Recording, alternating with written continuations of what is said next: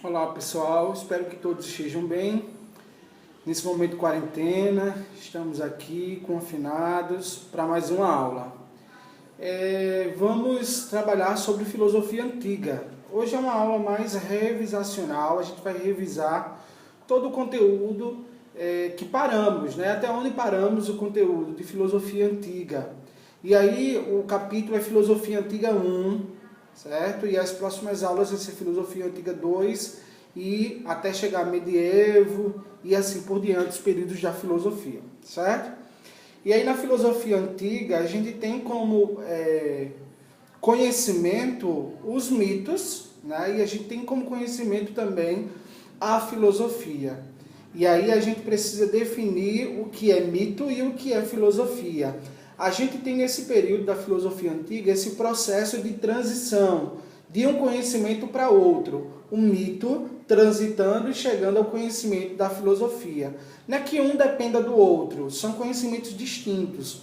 Mas há essa aproximação dos dois e assim, podemos dizer assim, que a partir dos mitos vem se fundando a filosofia, certo? E aí a palavra mito ele vem da narração, de conto, né? E aí mito é importante salientar, né, e lembrar a vocês que o mito ele tem duas funções bastante importantes. Ela tem a função epistemológica, uma função de conhecimento, de trazer a ideia do conhecimento de algo, por exemplo, do surgimento do universo. Vai fazer bastante isso a filosofia antiga, mencionando os mitos que são os mitos cosmogônicos, né, que falar sobre o nascimento do universo, os mitos escatológicos, falando sobre o fim do universo, né, o apocalipse. Então ele traz essa explicação sobre o fenômeno que acontece, sobre uma tempestade, sobre o mundo, né? A gente tem um mito de Atlas segurando o mundo como castigo, né? Então, os mitos, eles têm uma função. E essa primeira função que a gente está mencionando é a função epistemológica, uma função de conhecimento. A segunda função do mito é uma função de moralidade, é uma função social, né? Então, é uma razão que explica e determina determinado comportamento.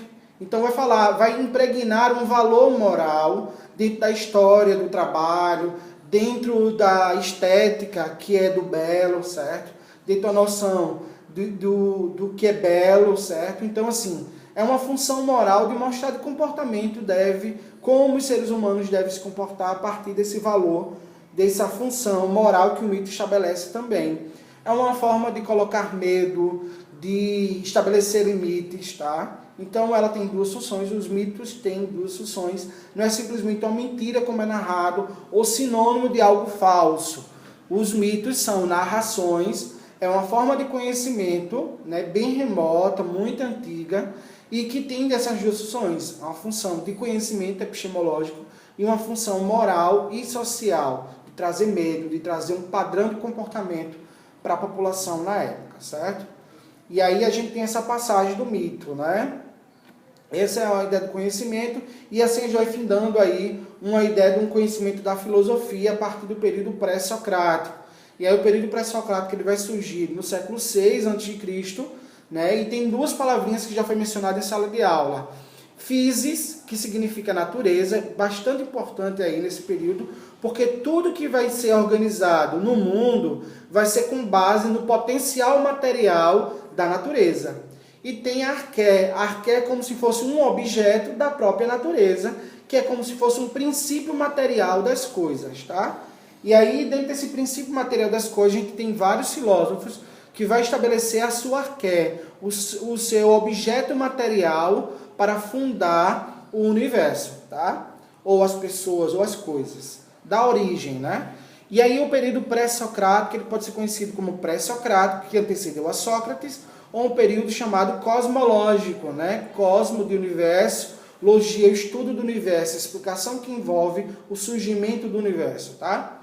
Aí dentro desse período pré-socrático, nós temos aí 4 escolas importantes. A escola jônica, que é fundada por Tales de Mileto, inclusive é considerado como o primeiro filósofo por Aristóteles.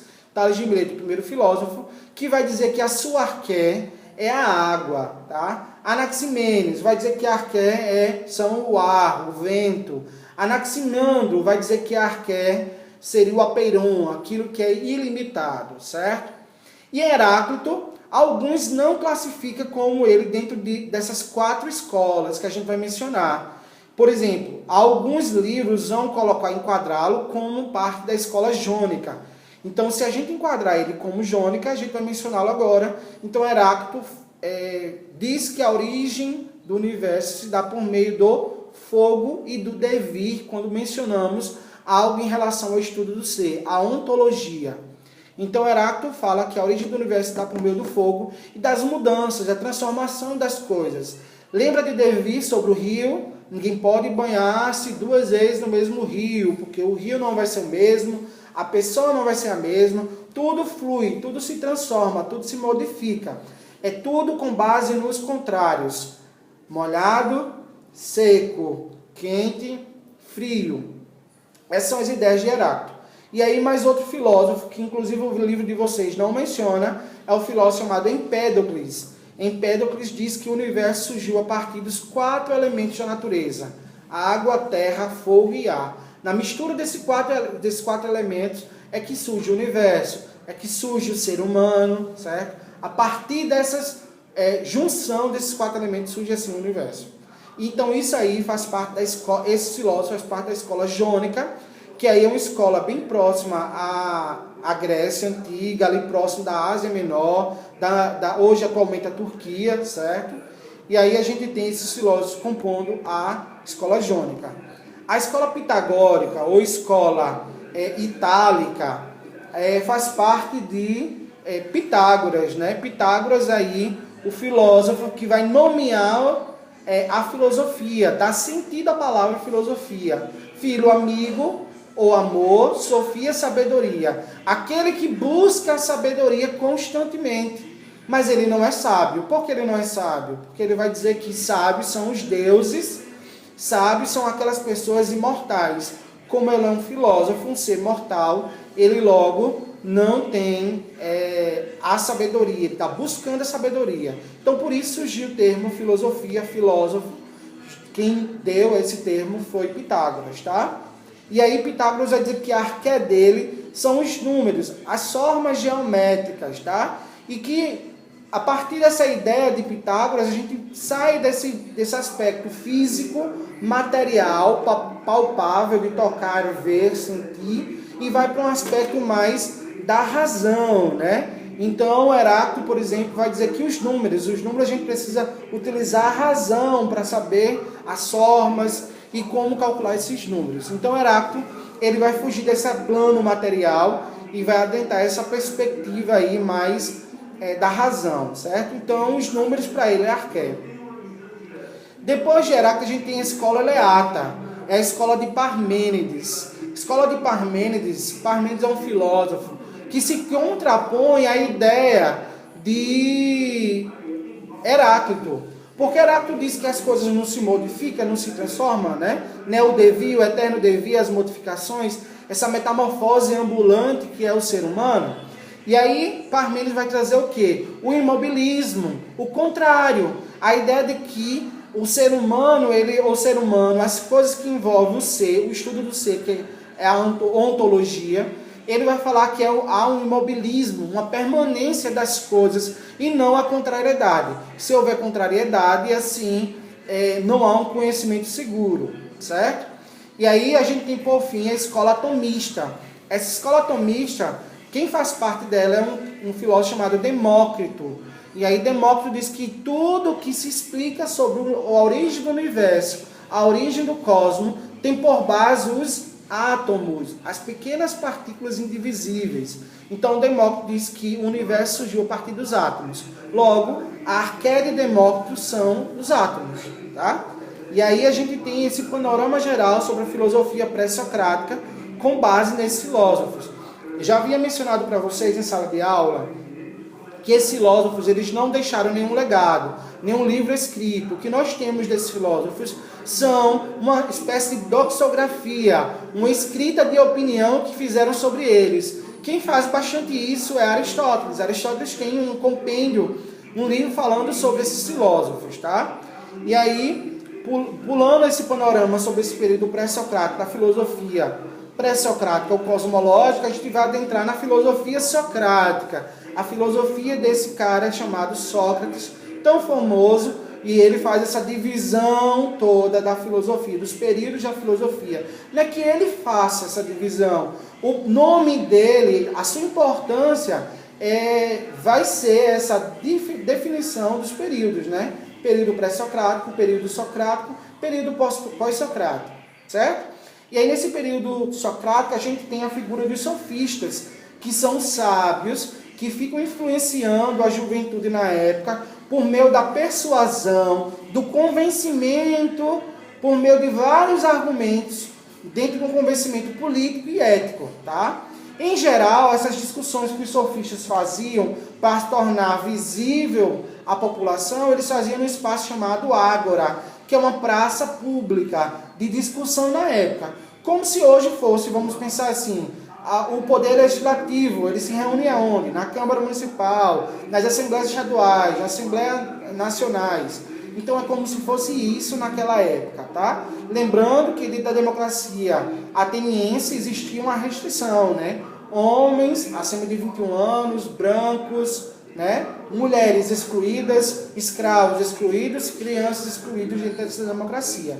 Não eram considerados cidadãos, né? Sem direitos e sem deveres. E aí esses sofistas, mestres da retórica, eles tentavam criar uma ideia de cidadão do bem, né? Um cidadão que seriam bons a partir dos seus ensinamentos, tá? E aí eles criam uma escola de ensinamento, e essa escola ele vai trazer conhecimento voltado à ética, à cidadania, à política também. Mas sempre tirando um proveito da situação. Os sofistas sempre tinham uma segunda intenção a partir dos seus ensinamentos, que aí é uma grande crítica que Sócrates faz a ele, essa ideia de querer tirar proveito da situação, tá? Dentro desse período pré-socrático, se vocês observarem já na minha fala, eu não estou falando mais sobre natureza, sobre objeto material, sobre elementos da natureza, como água, terra, fogo e ar. Eu estou falando sobre cidadania, sobre política, sobre ética. Isso o período socrático é um período chamado, conhecido como um período antropológico, que se estuda o homem como centro de tudo, tá? Aí nesse período não deixa para trás a physis e começa a estudar a psique, a alma, a razão humana. E aí quem vai mais estudar sobre a razão humana é um filósofo chamado Sócrates, né? Sócrates, junto com a famosa frase que ele viu no muro de Delfos, conhece-te a ti mesmo, né? A ideia de se auto-refletir, de trazer uma reflexão sobre a polis, sobre a ética e sobre si mesmo, tá? Então ele traz essa perspectiva, Aristóteles trazendo essa lógica aí de trazer uma auto-reflexão do ser humano, com a frase conheça a ti mesmo. Outra frase bem famosa dele é o só sei que nada sei. Muitos alunos utilizam essa frase aí em provas, quando eles não sabem de conteúdo, ele coloca lá o só sei que nada sei. Mas o só sei que nada sei de Sócrates é uma ironia, uma metodologia que ele utiliza para ironizar quem? Os sofistas, os filósofos que eram contrários às suas ideias. Então ele usava o só sei que nada sei para entrar em debate com os sofistas e assim passar a fazer o quê? Passar a fazer uma espécie de confusão nos sofistas e mostrar que ele não conhece nada, que o conhecimento que eles têm é um conhecimento superficial do que eles tentam falar em público. E por fim, a última metodologia utilizada por Sócrates é a maiêutica, a arte de parir as ideias, colocar para fora as ideias. Como é que se coloca para fora as ideias? Com questionamento, com perguntas. Se eu pergunto qual o conceito que vocês têm sobre, igreja, qual o conceito que vocês têm sobre escola? Alguém pode dizer, a escola ou igreja é uma questão física, é um espaço físico, que tem uma estrutura para que comporte pessoas em salas, em reuniões. Mas eu pergunto, igreja é só um aspecto físico? E vocês vão trazendo o quê? Delineando o conceito de igreja ou o conceito de escola. E assim, nesse processo de trazer detalhes sobre esse conceito, vocês estão colocando para fora o quê? O conhecimento. Por isso o termo chamado maiêutica, a arte de parir as ideias, que aí ele pegou da sua mãe, né? A mãe de Sócrates era parteira, e assim ele disse que o filósofo é aquele que auxilia o indivíduo a partir as suas ideias, a colocar para fora as suas ideias, tá? Então essa é a grande questão de Sócrates, junto com o seu pensamento em relação a essa metodologia chamada maiêutica. E aí a gente tem essa lógica do agir ético de Sócrates. Tudo que ele fala sobre uma perspectiva do agir ético e do conhecimento. Ele acha que o conhecimento, a partir do conhecimento filosófico, o conhecimento humano, a razão, vai gerar no indivíduo um agir ético que tira ele da ignorância e conduz ele ao menor erro, tá? Conduz ele a menos erro, segundo Sócrates, a partir do quê? Da razão, do conhecimento, certo? Então o homem precisa se desprender da sua ignorância e passar a ter uma educação, uma paideia, uma educação para meninos com base na filosofia, para que essa pessoa perca a sua ignorância e tenha fruto a partir da racionalidade, certo? E aí ele vai falar nesse agir ético que o que vai ser mais importante é um ético dentro da coletividade e não a ética individual. Então o coletivo ele vai sempre estar acima desse individual, tá certo? Então essa é a perspectiva de Sócrates. Sócrates foi morto muito jovem, né? Como a gente já sabe, morreu jovem mesmo, condenado à morte pela democracia ateniense na época. Os dois motivos, um é por causa da influência da juventude, e o outro, influenciando a juventude na época, com os pensamentos de Sócrates, e o outro é a negação da multiplicidade dos deuses, negar a variedade dos deuses que existia e que era contemplado pelos gregos na época. E por isso ele foi condenado à morte, bebeu cicuta e morreu jovem, deixando o legado para Platão. Platão vai trazer todo o legado. E aí em Platão a gente vê um pouco sobre a polis, né? Platão a gente vai ver sobre a república, né? Como é que a república se destina em relação às classes sociais. Então isso aí vai ser as próximas aulas nossas, falando sobre Platão e sobre Aristóteles em relação à política que ele estabelece, em relação ao conhecimento que ele estabelece. Beleza, de Creuza? Nos veremos na próxima aula. Se cuidem. Grande abraço.